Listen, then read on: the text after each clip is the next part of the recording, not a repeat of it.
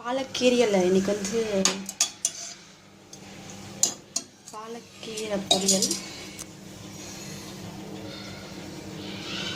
வந்து கூட்டா செய்யலாம், இல்லை குருமாவை செய்யலாம், பாலக் பன்னீர் செய்யலாம். நான் இன்றைக்கி வந்து அதாவது பாயில்டு அரை வேக்காடில் எடுக்க போகிறேன். கீரையை உளுந்து, கடுகு, காஞ்ச மிளகாய்,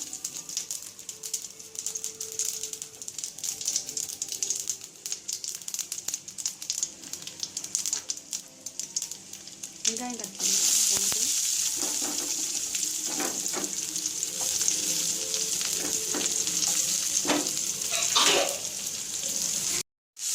உப்பு சேர்த்துட்டாங்க. இதில் வேற ஒன்றும் சேர்க்கல.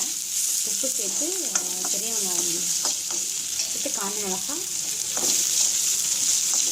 கடுகு உளுத்தம்பருப்பு தாளிச்சாச்சு. அவ்வளோதான். லைட்டாக இறக்கும் போது மட்டும் நம்ம தேங்காய் திருவி இறக்கிடலாம்.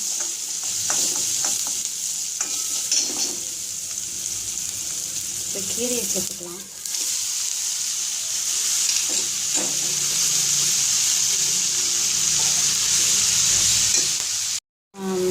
கீரை வந்து பாதி வேக்காடாக வெந்துருச்சு.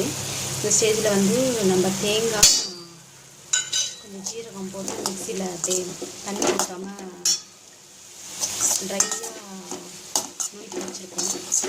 அதை வந்து இதில் சேர்த்து வதக்கிடலாம்.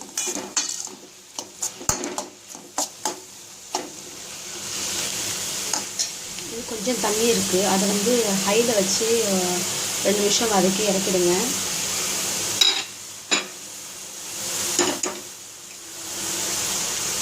வதங்கட்டும்.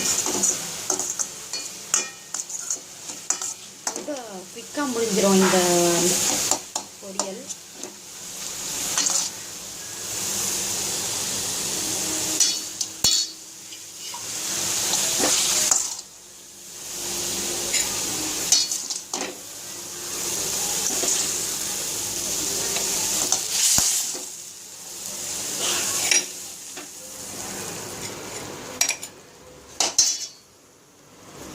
அவ்வளோதாங்க, டேஸ்டியான பாலக் பொரியல் ரெடி ஆகிடுச்சு.